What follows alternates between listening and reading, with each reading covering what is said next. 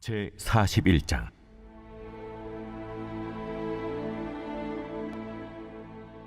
그가 나를 데리고 성전에 이르러 그 문벽을 측량하니 이쪽 두께도 6척이요 저쪽 두께도 6척이라. 두께가 그와 같으며 그 문 통로의 너비는 10척이요 문 통로 이쪽 벽의 너비는 5척이요 저쪽 벽의 너비는 5척이며 그가 성소를 측량하니 그 길이는 40척이요 그 너비는 20척이며 그가 안으로 들어가서 내전 문 통로의 벽을 측량하니 두께는 2척이요 문 통로가 6척이요 문 통로의 벽의 너비는 각기 7척이며 그가 내전을 측량하니 길이는 20척이요 너비는 20척이라. 그가 내게 이르되 이는 지성소니라 하고 성전의 벽을 측량하니 두께가 6척이며 성전 3면에 골방이 있는데 너비는 각기 4척이며 골방은 3층인데 골방 위에 골방이 있어 모두 30이라. 그 3면 골방이 성전 벽 밖으로 그 벽에 붙어 있는데 성전 벽 속을 뚫지는 아니하였으며 이 두루 있는 골방은 그 층이 높아질수록 넓으므로 성전에 둘린 이 골방이 높아질수록 성전에 가까워졌으나 성전의 넓이는 아래 위가 같으며 골방은 아래층에서 중층으로 위층에 올라가게 되었더라. 내가 보니 성전 3면의 지대 곧 모든 골방 및 지대의 높이는 한 장대 곧 큰 자로 6척인데 성전에 붙어있는 그 골방 바깥벽 두께는 5척이요 그 외에 빈터가 남았으며 성전 골방 3면의 너비가 20척 되는 뜰이 둘려 있으며 그 골방문은 다 빈터로 향하였는데 한 문은 북쪽으로 향하였고 한 문은 남쪽으로 향하였으며 그 둘려있는 빈터의 너비는 5척이더라. 서쪽 들 뒤에 건물이 있는데 너비는 70척이요 길이는 90척이며 그 사방 벽의 두께는 5척이더라. 그가 성전을 측량하니 길이는 100척이요 또 서쪽 들과 그 건물과 그 벽을 합하여 길이는 100척이요 성전 앞면의 너비는 100척이요 그 앞 동쪽을 향한 뜰의 너비도 그러하며 그가 뒷뜰 넘어 있는 건물을 측량하니 그 좌우편 회랑까지 100척이더라. 내전과 외전과 그 뜰의 현관과 문통로 벽과 닫힌 창과 3면에 둘려있는 회랑은 문통로 안쪽에서부터 땅에서 창까지 널판 자로 가렸고 창은 이미 닫혔더라.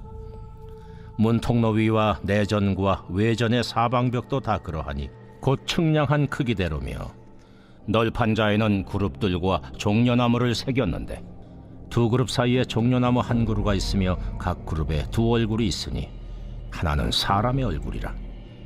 이쪽 종려나무를 향하였고 하나는 어린 사자의 얼굴이라. 저쪽 종려나무를 향하였으며 온 성전 사방이 다 그러하여 땅에서부터 문통로 위에까지 그룹들과 종려나무들을 새겼으니 성전벽이 다 그러하더라. 외전 문설주는 네모졌고 내전 전면에 있는 양식은 이러하니 곧 나무 제단의 높이는 3척이요 길이는 2척이며 그 모퉁이와 옆과 면을 다 나무로 만들었더라. 그가 내게 이르되 이는 여호와의 앞의 상이라 내전과 외전에 각기 문이 있는데 문마다 각기 2문짝 곧 접는 2문짝이 있어 이 문에 2짝이요 저 문에 2짝이며 이 성전문에 그룹과 종려나무를 새겼는데 벽에 있는 것과 같고 현관 앞에는 나무 디딤판이 있으며 현관 좌우편에는 닫힌 창도 있고 종려나무도 새겨져 있고 성전의 골방과 디딤판도 그러하더라. 2022년 12월 21일 새벽 하나님의 말씀은 에스겔 41장 1절부터 26절입니다. 하나님의 천사가 선지자 에스겔을 데리고 성전에 이르게 됩니다. 처음에는 성전 바깥들로 들어가는 대문들에 대해서, 그 다음에는 성전 바깥들 자체에 대해서, 그 다음에는 성전 안뜰로 들어가는 대문들에 대해서, 그리고 그 다음에는 성전 안뜰 자체에 대해서 설명해 주었습니다. 이제는 성전 안뜰을 지나 성전 자체로 들어갑니다. 성전은 현관과 외전과 내전으로 구성되어 있는데 알다시피 성전의 하이라이트는 역시 내전입니다. 하나님의 천사는 에스겔을 마침내 내전으로 데리고 간 것입니다.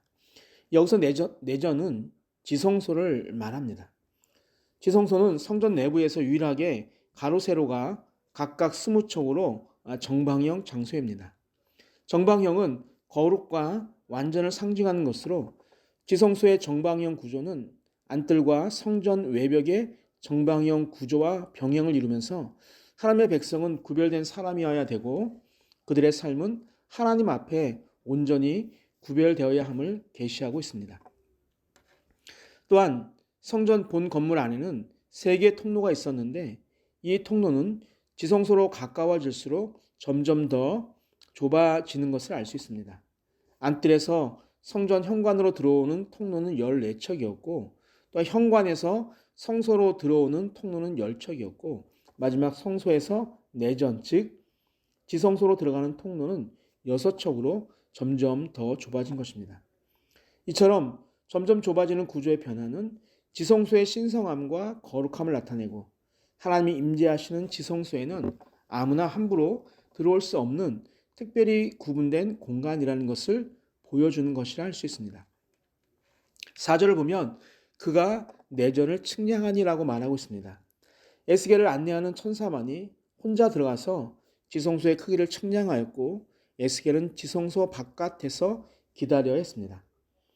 아직 하나님의 영광이 지성소에 다시 돌아오기 전이었음에도 불구하고 에스겔의 입장이 금지된 것을 보면 지성소의 거룩성을 얼마나 중요시하고 있는지 이해할 수 있습니다. 이로부터 우리는 하나님이 자신의 거룩성이 침범되는 것을 결코 용납하지 않으신다는 사실을 우리는 배울 수가 있습니다. 그러나 지성소에 들어가기 어렵다는 것이 하나님께 나아오는 일이 어렵다거나 특별한 권리나 지위에 있는 사람만 올 수 있다는 것은 아닙니다. 점점 좁아지는 문은 하나님께 나오는 자들이 특별히 제사장만이 아니라 자신의 죄를 고백하기 위해 성전에 나왔던 일반 백성이라고 할지라도 자신이 예배를 드리는 하나님께서 얼마나 거룩하신 분이고 또 그분께 나온 자들이 하나님을 경외하는 마음을 갖고 동시에 거룩하신 하나님 앞에 선 자신의 죄를 진심으로 회개하고 하나님의 거룩하심을 닮아야 한다는 교훈을 받게 하기 위함입니다. 하나님께서 구별하신 제사장일지라도 지성소에 들어갈 수 없었고 대제사장이라 할지라도 1년에 한 번 대속죄일 외에는 지성소에 들어갈 수가 없었는데 예수 그리스도의 십자가의 죽음으로 우리의 죄를 완전히 없이해 주셔서 언제든지 하나님과 교제할 수 있게 되었으니 이보다 더 큰 축복은 우리에게 없습니다. 이제 5절부터 26절은 새 성전 본체 건물의 부속 시설들과 또 새 성전 전체 규모 및 본체 건물 내외의 널판 장식의 모양에 대한 이야기가 나옵니다.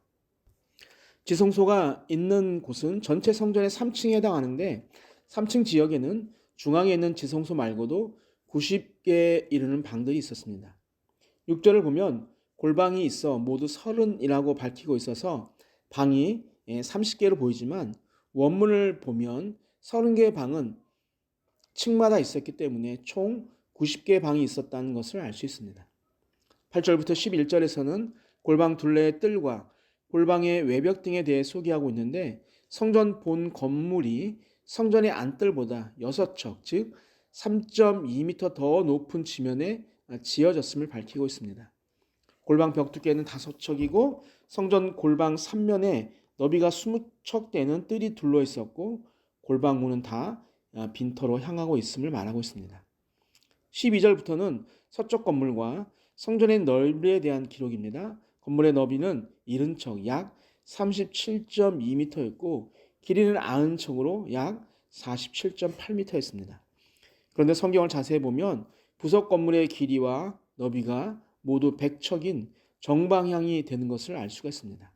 그리고 성전 본 건물의 뒤편에 지어진 건물은 성전과 외부 세계의 경계를 짓는 외부 담과 맞닿아 있었습니다. 따라서 그 어느 누구도 성전 뒤편에서 성전에 나아올 수 없는 구조였습니다.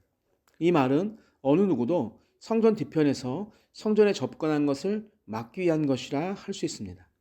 실제로 뜰 뒤의 건물에는 출입구나 창문이 전혀 없었으므로 이 건물을 다른 용도나 목적으로 사용하였다고 볼 수 없습니다. 이것은 우리의 예배가 오로지 하나님을 면전에서 예배하고 그분 앞에서 살아야 한다는 것을 말한다고 생각할 수 있죠. 한자로 말하면 신전의식이란 말입니다. 즉 하나님의 면전에서라는 뜻으로 라틴어로 코람 데오라고도 합니다. 내가 행동하고 말하는 모든 곳에 하나님이 계시다는 생각을 멈추지 말아야 합니다. 하나님은 늘 우리와 함께 계십니다. 임마 누엘의 하나님이시기 때문이죠.